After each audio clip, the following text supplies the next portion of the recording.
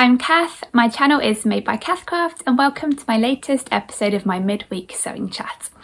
It's really nice to be back on after a week's break, so I've got lots to catch up on in this episode. I've got a completed sewing project to share with you, a new garment. I've got a couple of updates on projects I'm working on as well. And at the end of the episode, I'm going to share my latest knitting project that I've just started on too. So I'm looking forward to chatting about all those things with you. And sorry I wasn't on last week. I was really hoping to film a video last week. But last week we had somebody in to paint our hallway and our stairs and our landing in our house, which was a bit of a treat actually, because we usually do all of our painting ourselves. So yeah, it was a bit of a treat to have that done by somebody else. And I sort of thought I'd be able to film a video while he was here doing the work. But it was new to me having a painter and decorator in. I hadn't realised because he was painting the doors, he needed to have them open quite a lot of the time. So I didn't fancy trying to film this episode with the doors open. I think I'd have felt a bit too self-conscious with him being able to hear me chatting away to you guys. So I thought I thought I'd just not do an episode last week and then I'll have plenty to catch up in this week's episode. So I'm back now and the house is all nice and quiet, just my husband working upstairs in his office. So yeah, nice and peaceful, ready to share with you what I've been up to over the last couple of weeks on the sewing front. But before I start talking about what I've been up to over the last couple of weeks on the sewing front and what I'm working on at the moment, as usual, I'll start this video off with what I'm wearing today. And today's a bit of a funny day weather-wise here in the south of England. It's only just about 9:30 in the morning and the weather's already changed quite a bit, even in the course of the last couple of hours. It's not a cold day by any means. As you can see, I've got a sleeveless dress on because it is quite muggy, but it was quite nice and dry and sunny on the way to school, and then just after I got back from the school run, loads of rain came down, quite heavy rain, and now the rain's disappeared and it looks like the sky is clearing again, so who knows what's going to happen next. At least we didn't get really wet on the school run. And today I decided to pick out a garment I haven't worn for a while, but it's one I really like and it's really comfy to wear. And it's a shirt dress, and I made the shirt dress using this pattern here. It is the Honeycomb shirt and dress pattern by Kokowara Crafts. And I really like Kokowara Crafts patterns. I think they're really fun to sew and they often have some really pretty details on.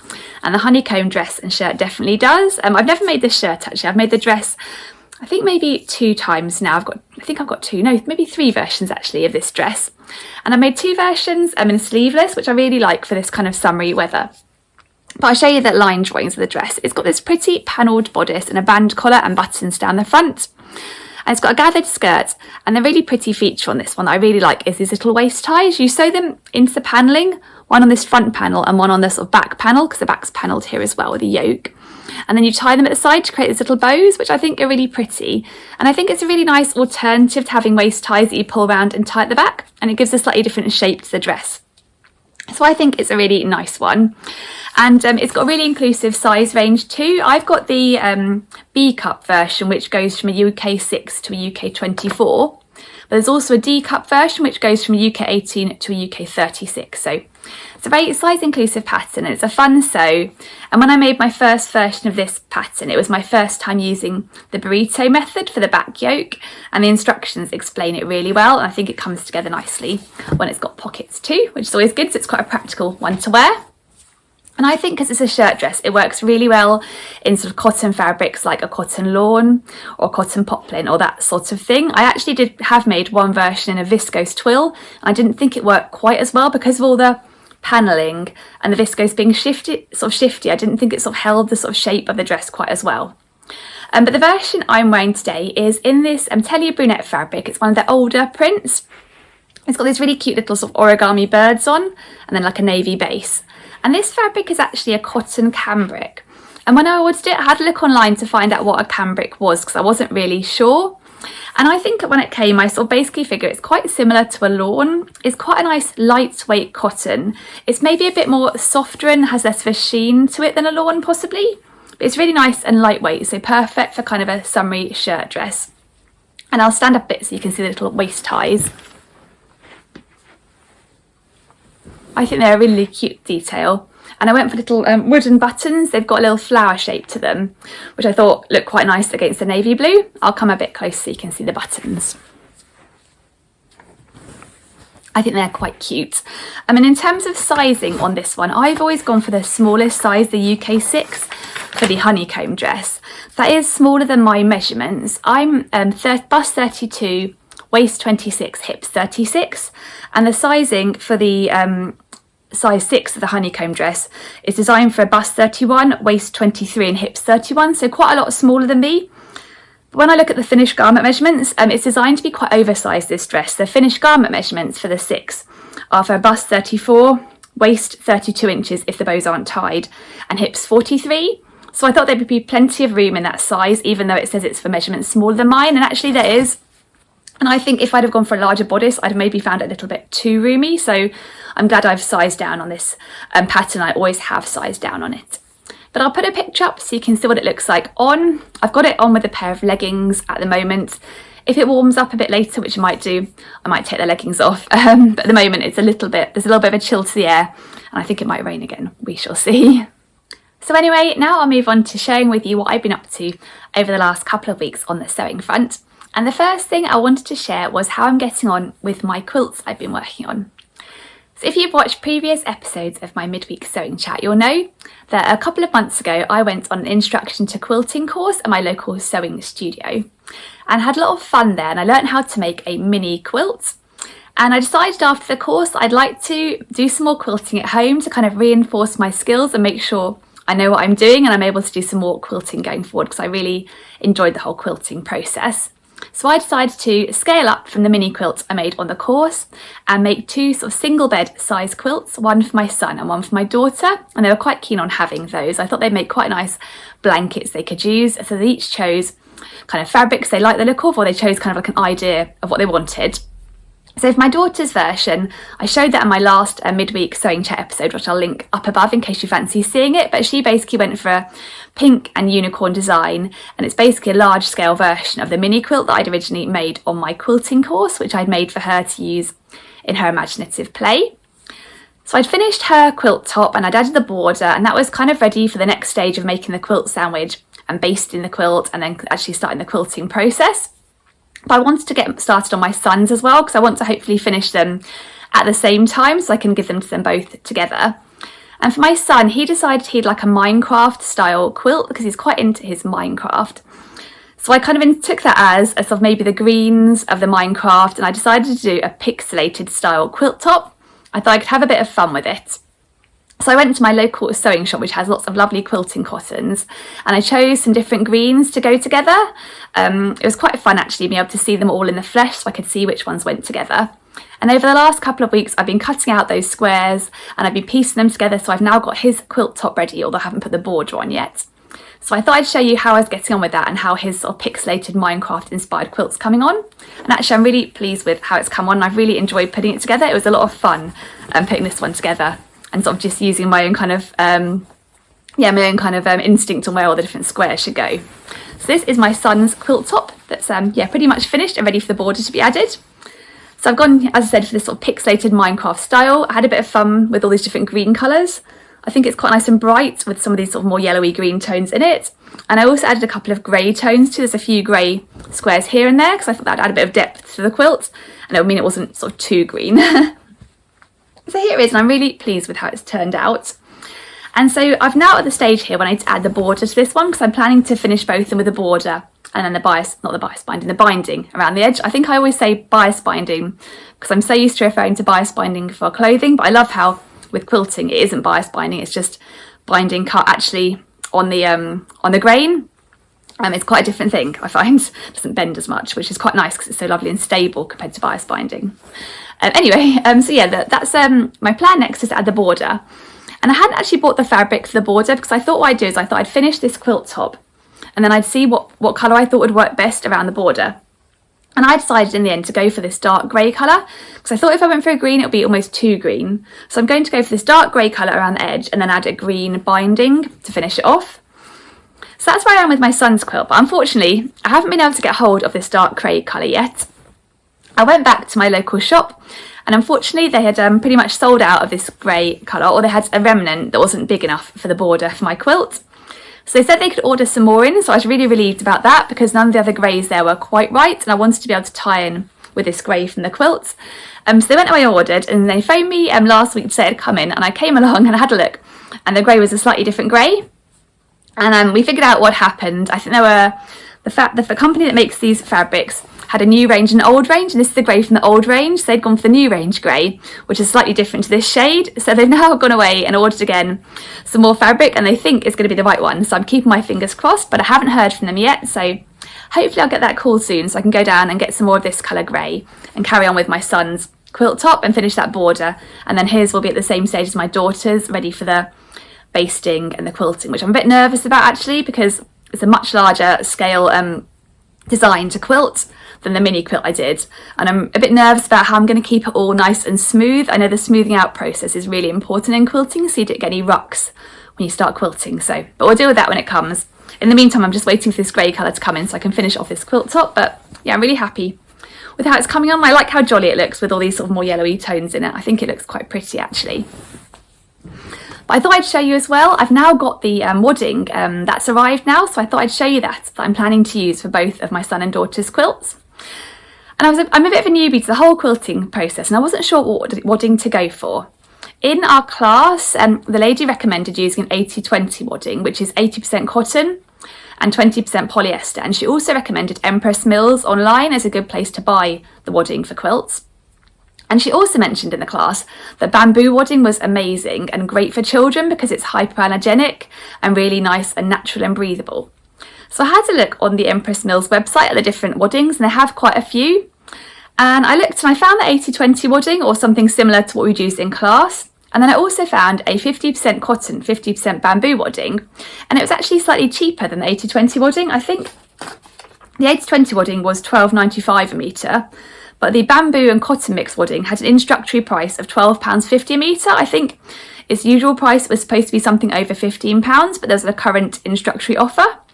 So I thought I decided to give that a go because I know the lady who ran my quilt course had said bamboo wadding was lovely, so I thought a cotton bamboo mix might be a nice option.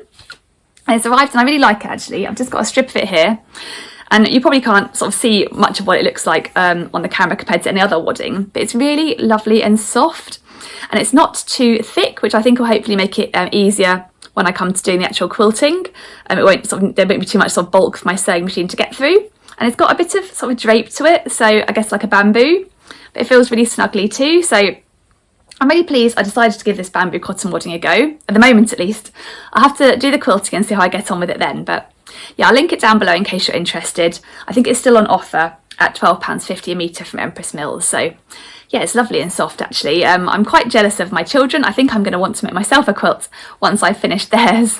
So that's where I've got to on my two quilts. I've really been enjoying the whole process of working on them, and I'm looking forward to moving on to making the quilt sandwiches and trying basting them together and then quilting them next. I'm really hoping it'll go okay. I'm a bit nervous, like I said, about working with such a large scale quilt because my only experience was of making quite a teeny quilt, so we shall see how that goes. Wish me luck, but I'm really enjoying the process, and it'll be lovely to be able to hopefully make them two nice quilts that they'll hopefully enjoy using a lot. But I'll move on now to my next project I wanted to share with you, and this is a dressmaking project, and it's one I finished over the last couple of weeks. It was quite a quick, speedy sew actually, so it was just one I wanted to get sewn up so I could enjoy wearing it. And it was quite a simple t-shirt I made using this pattern here, which is the Stellantis by French Navy. And it's a really nice t-shirt pattern, and it's a free pattern too. It's really easy to get hold of this pattern. You just need to go on the French Navy website and it's all there available for you to download. I'll link it below. But I really like French Navy patterns. I find them really nice to wear. And I really like the Stellantis. It's a nice sort of quite boxy shaped tee, quite a classic, fairly loose fit. You can add these sort of cuffs on it. It's got a shoulder that sort of sits kind of on your shoulder. It's not quite a drop shoulder. It's got this round neck, and then the hem is kind of this curved shape. I don't know if there's a line drawing to show the hem. There isn't a line drawing, but you can see on this pattern pieces here. It's got this nice curve at the bottom, which is a nice feature too. And what's great about the Stellantis is, as well, you don't need much fabric. And what does it say you need? The Stellantis requires 90 centimetres or 1 yard of fabric that's 150 centimetres wide. So yeah, it's a nice little scrap buster too. In terms of sizing, the Stellantis goes from a UK size 6 up to a UK size 18, and the largest size is for a bust of 42 inches. And I've made a few versions of the Stellantis, and I find it's a really nice relaxed t-shirt that's really easy to pair with lots of different things in my wardrobe. And my favourite sort of type of fabric to use for this t-shirt is quite a drapey jersey fabric. I think the pattern says they recommend light to medium weight knit fabrics with moderate stretch, but I find for me it works better in something drapey like a viscose jersey and a bamboo jersey rather than a cotton jersey.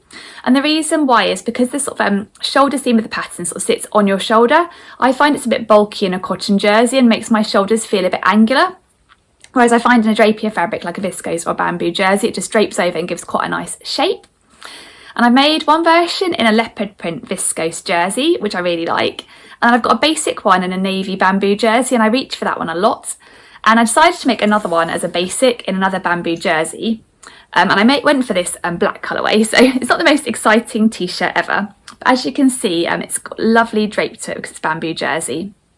And I know I'm going to get a lot of wear out of this one because I've been thinking I'd love a kind of relaxed fit black t-shirt that I could pair with skirts and shorts and all sorts of things. So I decided while I was in between projects it'd be a good time to whip one up. So here is my Stellanti in black bamboo jersey. So yeah, it's just a really nice bamboo jersey. I think it was 95% bamboo and 5% elastane. I got it from Minerva and I'll link the fabric down below. And for my version, the only adjustment I made to the pattern was to lengthen the pattern by a couple of inches, just because I do have quite a long torso and I wanted to make sure there was plenty of room in it to be able to tuck it into skirts and jeans and that sort of thing. But yeah, this is my t-shirt, as you can see here. I used a twin needle to finish around the neckline, and I've got the curved hem at the bottom, which I think is a nice feature. And again, I've used a twin needle there. I find a twin needle works a lot better on a curved hemline to sort of, I don't know, somehow it just gives a better finish on the bottom. I sometimes find with a zigzag stitch it can end up stretching out a little bit. So yeah, it came together really nicely. It's got the turn-up cuffs. It's just a nice basic. And in terms of sizing, I go for the UK size 6, the smallest size, which is designed for bust 32 inches, waist 24 inches, hips 34 inches. So I went on my bust size. My hips and waist are both a size 8, but I didn't bother grading out there because it is quite a roomy, boxy t-shirt, so I find there's plenty of room in the size 6 for me. But it's a great free pattern. It's a real wardrobe staple, and I love it in a drapey fabric. Oh, and I'll put a picture up so you can see what it looks like. In this picture, I am wearing it with my Sophia trousers, which are from the Tilling the Buttons Make It Simple book. They're quite a nice elasticated waist trouser with a flat fronted waistband. They're just really comfy to wear, and I think they're kind of with the black kind of monochromatic print on them, they go really well with this black t-shirt, but I think it's going to go well with a lot of things in my wardrobe. So it's nice to have just made it, and it was a really nice, quick, speedy sew. So I've got one more sewing item to share with you before I move on to sharing my new knitting project. And this is a new fabric that arrived here last week with me. And it came from a new to me fabric shop as well. I saw this fabric going by on Instagram in a grid post that shared a few different colourways of it, and I really like the look of it. So I had a look on the Instagram page of the company, and then I popped across their website and decided to make an order. And the company is called Simply Fabrics. They're based in London, and they have a really nice website. I'd never been on it before and had a look, but they've got loads of really interesting fabrics on there and some that I hadn't seen elsewhere. So I really enjoyed looking through the website, and I decided to order this fabric, the one I saw on Instagram. And this is a cotton Vichy fabric. And I looked up on Google before I ordered this fabric what a cotton Vichy was, because I hadn't heard of it before. And my understanding from what I read on Google is it's basically like a yarn dyed gingham type fabric. So as you can see, that's what it is. And they had it in a few different colourways, but I decided to go for this really pretty colourway that's called Black and Parchment. So it's kind of got a black and creamy sort of squares on it. And I really like the sort of combination of those colours. They have in a few other colourways. I've got it up here, there's a golden oak and a navy, kind of there's an orangey colour and a dark navy. There's a cappuccino and a coffee bean, which are kind of a couple of shades of sort of reddy brown. So some really pretty, interesting colourways, but I really like this Black and Parchment colourway. And I'm really happy with the fabric actually. And I wasn't sure exactly what to expect when this fabric arrived, but I was really hoping it might be similar in terms of its feel and its handle to a cotton ikat fabric, because I really like cotton ikat fabrics. They're one of my favourite types of fabrics to wear, and they're definitely some of the garments I reach for most in my wardrobe are made with cotton ikat, because I love how soft and comfy it is. And when I was looking on the Simply Fabrics website, the photos of this gingham fabric, I could see it had what it looked like quite a rustic texture to it. You can see the weave here, and it is really similar to a cotton ikat fabric, I think, in terms of how it feels. It has got quite a loose weave to it, and it feels a bit more rustic than a cotton lawn. It's got less of a sheen to it and less crispness. I think it might be slightly thicker in terms of the actual fabric, because maybe the yarn is slightly thicker, I don't know. But it's really lovely and soft, and it's got a little bit of drape to it, and I think it's going to be really comfy to wear. So I was really happy when it arrived. It has got that rustic, soft feel and texture of a cottonique, and it's not too heavyweight either. So I'm really pleased with this fabric, and as you might be able to see, I've already actually cut into it. I've been working on turning this fabric into a garment over the last week or so. It's taken up quite a lot of my time. I've been doing it alongside my Speedy Palette Cleanser Stellanti. And I'm going to be talking all about what I've made using this fabric on Saturday in my video then, because it's part of a new challenge that I'm really excited about and I'm looking forward to sharing more about. So yeah, please do tune in on Saturday to find out what I've been making. I've really enjoyed putting this garment together and I'm looking forward to sharing more on it. And if you do want to see a little sneak peek of what I've been up to, I did share a picture of a little detail shot on my Instagram account, so I'll link that down below in case you fancy popping over to Instagram and having a look. But otherwise, I'll be back on Saturday sharing a lot more. Oh, and I thought I'd mention, whilst I'm still on the subject of fabrics from Simply Fabrics, when I made my order with them, it was my first order, and I signed up to their newsletter. And if you subscribe to their newsletter, they then give you 15% off your first 2 orders. So I thought that was worth doing to get that 15% off. And actually, I'm quite looking forward to receiving their newsletters because I thought their fabrics were really interesting. So I'm looking forward to seeing what new fabrics they have coming in. But I'm not affiliated with them or anything like that. I just thought I'd mention it just in case you do fancy making an order there. I thought it was worth knowing to get that 15% off. So now I'll move on to sharing the last thing I wanted to talk about in this video, which is my new knitting project. And it is a knitting kit that I got from We Are Knitters. I do love a knitting kit. I love it when the yarn and everything you need arrives in the kit and you can just get started. I find them really enjoyable to work through, and I love a lot of the We Are Knitters patterns. They have some really pretty designs that I think I'll really enjoy wearing. And a few weeks ago they had a 25% off on their cotton yarn kits. And I'd had my eye on one of their cotton yarn kits for a while, so I thought that'd be a good time to buy it. And the kit I got is this one here, which is their Saturday top. So as you can see, it's quite a summery knit top, like a vest top, with this really pretty sort of lacy stitch detail on it. I'd never actually knit anything for summer before. I've only knit sort of cosy cardigans for winter, so I'm quite looking forward to trying out something a bit more summery. And you only need 2 or 3 balls maximum, so it should be quite a quick one to knit compared to a cardigan. I guess there's a lot less there to sort of create. It's an intermediate level kit, and I quite like that idea that there's a bit of thinking involved. So I do like it when you've got kind of an interesting stitch to try out with knitting. So yeah, I'm really looking forward to getting started on this one. I'm not sure if I'll end up wearing it as a vest top on its own like the model is, or whether I might wear it as like a layering piece, maybe over a t-shirt or something. But I think I'll just knit it up and then see how I feel about it once it's finished. And the colour I went for in this kit is the plain black. So you can see a bit of a theme in this video with my black Stellanti and my black vest top, but I thought that would really showcase the pretty stitch and keep it nice and simple. So this is their Pima cotton wool. It feels really nice. It's my first time knitting with it, so I'm looking forward to giving it a go. And I love cotton yarn. I think it'll be perfect for summery weather, and also it's not got any actual sort of wool in, so it won't irritate my skin because I do find wool itchy, but this feels lovely and soft because it's cotton. So I'm really looking forward to getting started on knitting, and so far all I've done is make the tension squares. I do try and make the tension squares, particularly for We Are Knitters kits, because I often find, and I did in this case, that I knit a bit tighter than they do. So my tension square, when I tried it out, came up a bit small. So this is designed to be knit in 5mm needles, I think it is. So I did my tension square obviously in the 5mm needles. So what I decided to do then is see whether I could maybe size up one needle size, which I have done on other We Are Knitters kits in the past. So I sized up to 6mm needles and knitted a few rows like that. But I didn't think it was working very well because it is quite a fine yarn, and I felt like it was sort of slipping off the needles a bit, and the needles did feel too big for this yarn.